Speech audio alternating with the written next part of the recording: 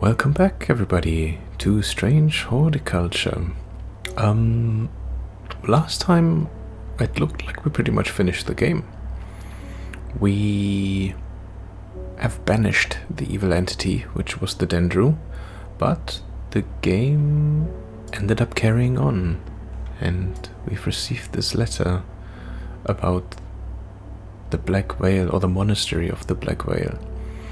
But I couldn't figure it out, and I thought, let's take a break and let's try this again refreshed, and hopefully we'll have a better idea of what to do next. So let's just read this again. You won't find the monastery of the Black Whale marked on any map. They don't want to be found. The monastery was on the edge of a wood. I remember that much. We must have been heading west, to the left, because I could feel the sun on my face and it was evening. We crossed 2 rivers, and then we followed a river for a while. I could hear it to my left as we traveled. Okay, let's have a look at the map again. And we know Ravenglass was the final destination. So crossing 2 rivers, right? And an edge of a wood, and I think this is where we thought it could be last time, and I think it was about identifying what's considered the edge of the wood, and we tried a couple of those boxes already. I still believe that we're correct, because it means going over 2 rivers, and if we reverse engineer it, we're going west, we're crossing the first one and the other one, and then going towards Ravenglass would mean that this river is on the left-hand side of your ear, right? Right. So it would be if we're going backwards on the right-hand side. So we're going a little bit like this. Like, let's go 1 here, 1 up, and then you cross 1 and you cross 1.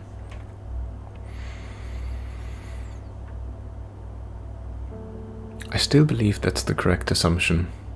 And I think ultimately I kind of confused myself and ended up going like really weird directions, but I still think we're looking at this area because that was my first guess. So let's look at this again. Cross 2 rivers, follow the river for a while. I mean, that's the part. I mean, it could have been up here, but then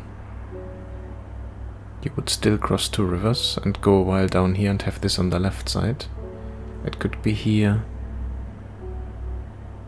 Yeah, and I think that's maybe potentially even here, but I think that's also what we tried out. So why don't we just try and go this side here.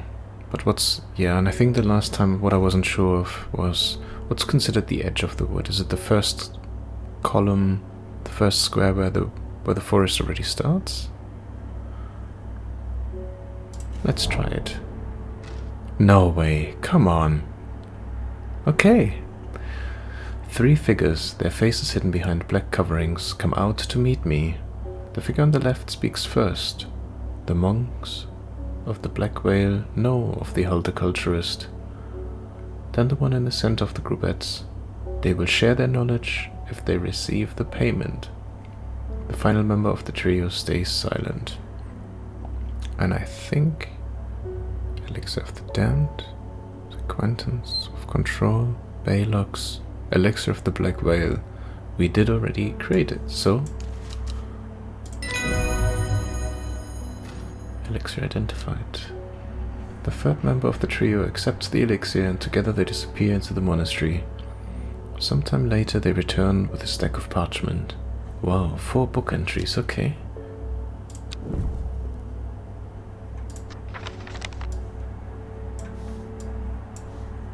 Collect. Wow, okay, wow, damn, that's more than 4. Oh, they all go away. What a shame. Umbrella, that was one of them. Oh, and I think that might be this one. A powerful balm against diseases of the heart.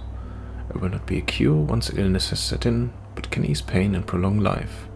Umbrella has long rounded leaves and a flower that smells of strawberries. Strawberry dipped in honey. That is certainly umbrella. Okay.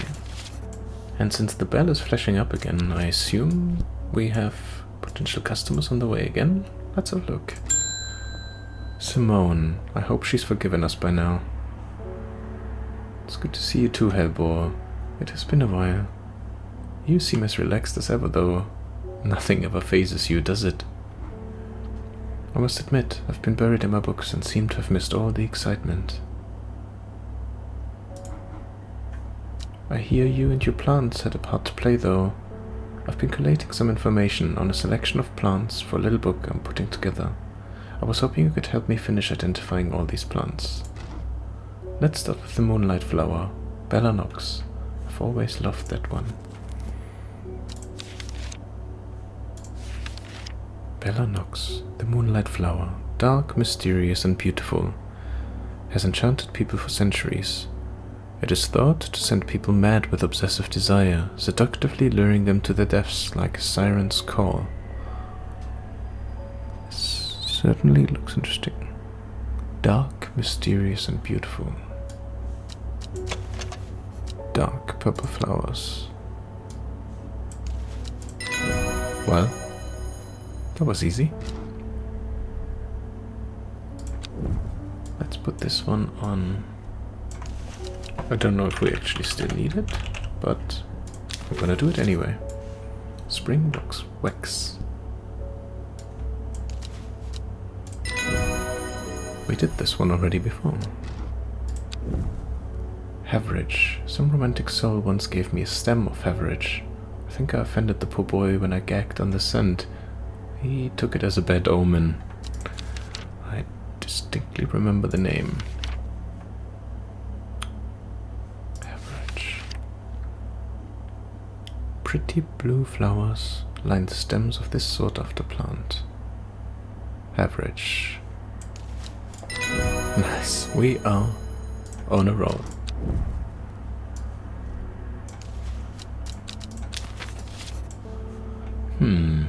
I think I'll give Fool's Midnight a miss. Thanks. Fool's Midnight. That name does not ring a bell. Nox fatus. Used by some as an aphrodisiac. Aphrodisiac, I think that's how you pronounce it. Though the potent sulfuric aroma is enough to put off most, this dark mushroom has a fleshy underbelly, said to have a unique, sharp taste to those brave enough to try it. Sulfuric aroma. Oh. I have a mushroom that is still unidentified. Smells rotten. There we go.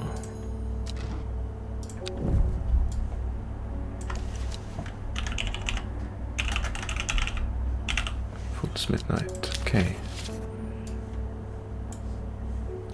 Oh, Demel sounds nice. I wonder if that's what Mom puts in her tea. I often thought she must have a secret ingredient that makes it extra soothing. Demel, eh? This unremarkable flower is related to the common thistle.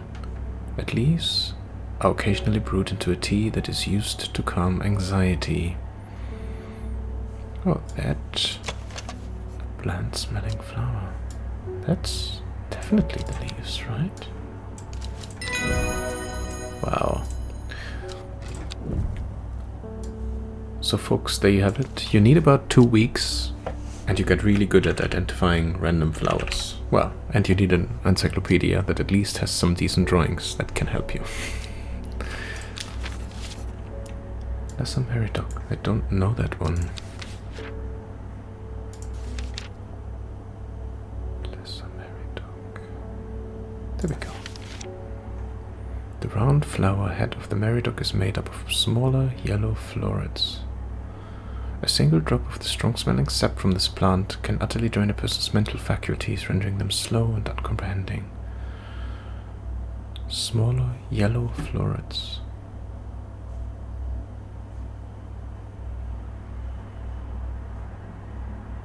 Huh.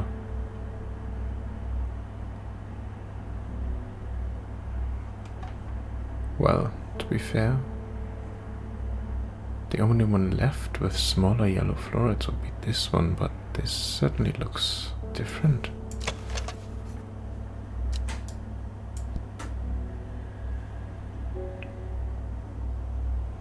Strange. Lesser Maridoc. That's not it. That one has 5 leaves. This one only has 4.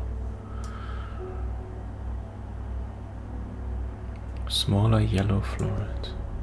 Lesser Mar. Oh, huh. Hang on a second. We did potentially identify this one.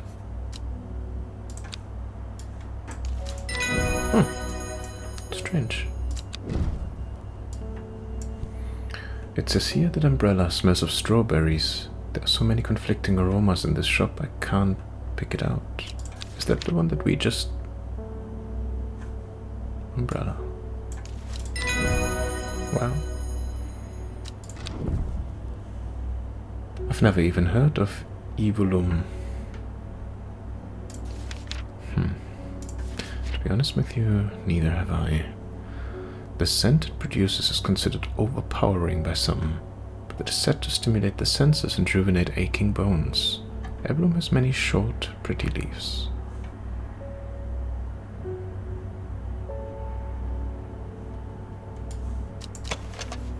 Small leaves, delicate flowers.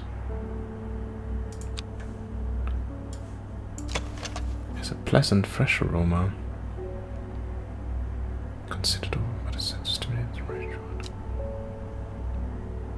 And that does look like it's smaller at the bottom, slightly bigger.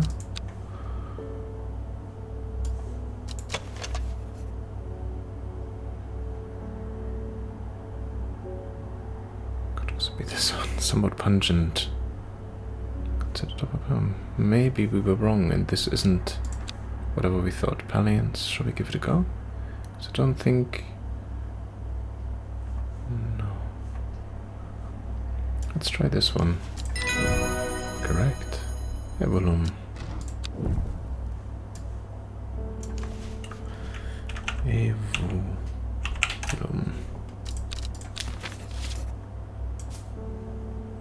Pennybell.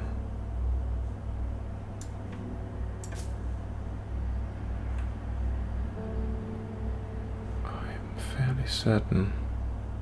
Pennybell.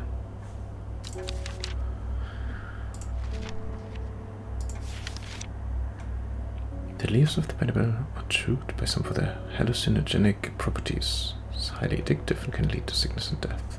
I think it was mainly the leaves, and because they look like a bell. Wow. My mother often uses boredom leaves in her cooking. She's too stubborn for superstitions. Okay. Let's make sure this is a yellow one as well. Bring it down. Boredom. Thick boredom leaves make a tasty addition to soups and stews. Superstitious folk won't allow boredom into their homes as it is believed to bring bad luck. Oh, could it be this one? Those leaves look strong and leathery. Thick leaves. Let's try it.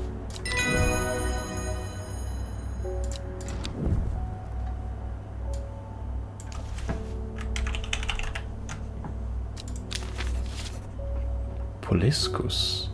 Another herbal remedy for sore throats that doesn't work. Oh well, let's see what it looks like at least. Poliscus. Oh, sorry. Poliscus. Thin ones reaching up. The poliscus flower is crushed into a paste to cure coughs and sore throats. This author can attest that the supposed cure does not work. They seem very pointy. This we've identified, this we've identified, this we've identified. Okay. Just want to make this a little bit more. And I think those were all correct because we used them. Wow, so many flowers. Crazy. Anyway, pointy.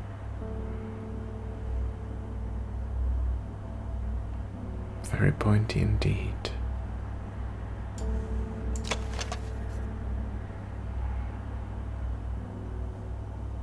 Petals very delicate. Hibiscus flower is crushed into paste. Very delicate. Well, to be fair, I think those are the only ones left that whose leaves are remotely close to it, so I'm just gonna use this one. And that is correct. Poliscus.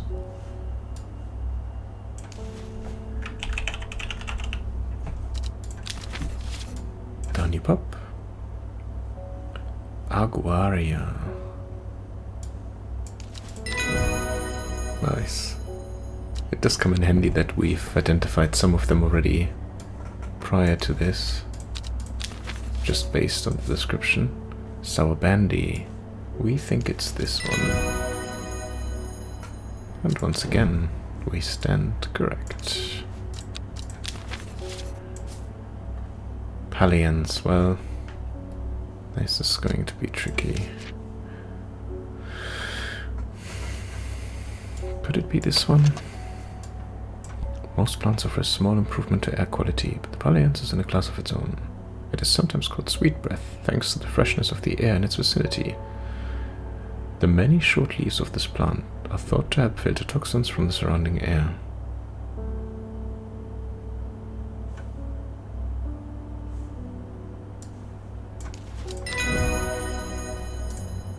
Nice.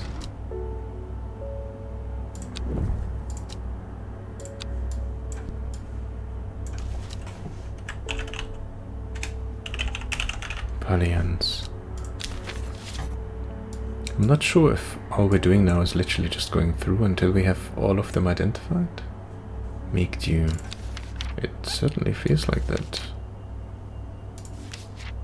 But let's carry on, just a few more to go.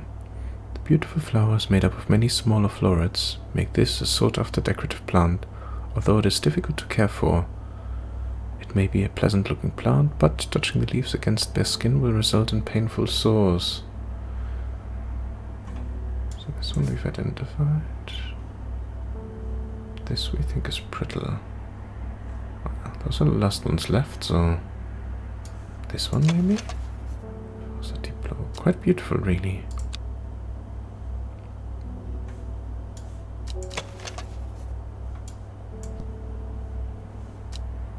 More leaves, delicate flowers. Meet you. It is.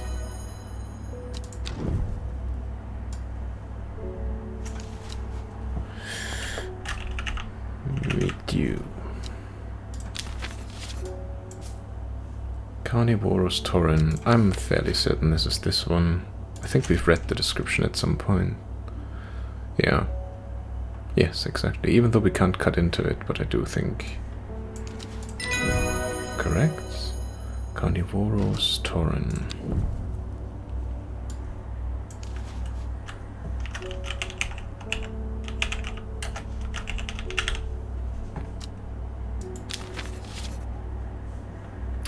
Caldery. I thought we had this already. Caldery. That's this one.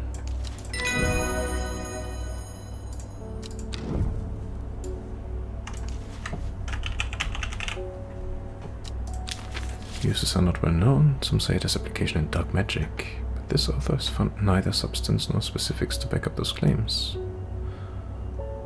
Those who worship the huntress Arduino place the flower as an offering. I think we've had this before. Maybe I forgot to label this one. And brittle. Well, it is the very last one. And there we go.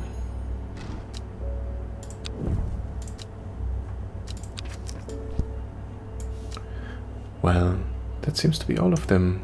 You know, I think you've earned the right to call yourself an experienced horticulturist. Okay. And with that, she's leaving. Oh, but the bell? Seems still to be flashing. Oh. It just scares our cat. I've never noticed this before. Okay, let's end the day.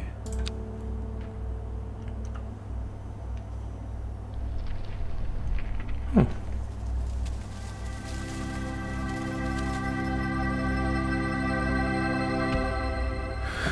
Oh, that's a shame. Okay, so I guess this is super short then. Not really much to add. Apologies, I thought there was something else to come, since we've got this really cryptic message to look for this Black Veil Monastery, which we found this time round. See, sometimes it's really good just to take a break, take a step back, and come back to it with a fresh pair of eyes, which we did. And yes, so we played through the story, and I guess this really was just a little bit added for us to have the fun of making sure that all the plants in our shop are identified, which they are now, because we are awesome. But joking aside, I think I've mentioned this at the end of the last episode already, I ended up enjoying myself a lot more than I thought I would. So a bit of a bumpy start, but I actually appreciate that the game doesn't do an awful lot of hand-holding. You do have the hint function if you are lost, and we had to use it at the very least once, if not twice. And we've had the help from a very special community member who shared the location that one of the cards was supposed to tell us, because I just couldn't figure it out for the life of me. But again, overall, such a wonderful game, such a niche way, such a unique way to present a story, with basically us never really leaving the comfort of our shop, yet still going through an entire experience. Lots of very good riddles. I quite enjoyed that. So some were very easy and obvious, but there were some really, really good brain teasers amongst them. So again, if you've watched this entire Let's Play through to the end, thank you very much. I really appreciate it. I hope you enjoy it, and I hope you will be excited for what's going to come next. I have a couple of titles already that I am having my eye on, and I'm keen to start with them. But before I just throw myself into the next one, I'm going to take just a small break. So probably in a couple of days you will see the next episode. So make sure that you hit the subscribe button, or the following, or whatever this is called these days, if you want to be notified. And I really hope that I will see you again in the near future. Thank you very much. Have a wonderful rest of your day. Look after yourself and take care. Bye bye.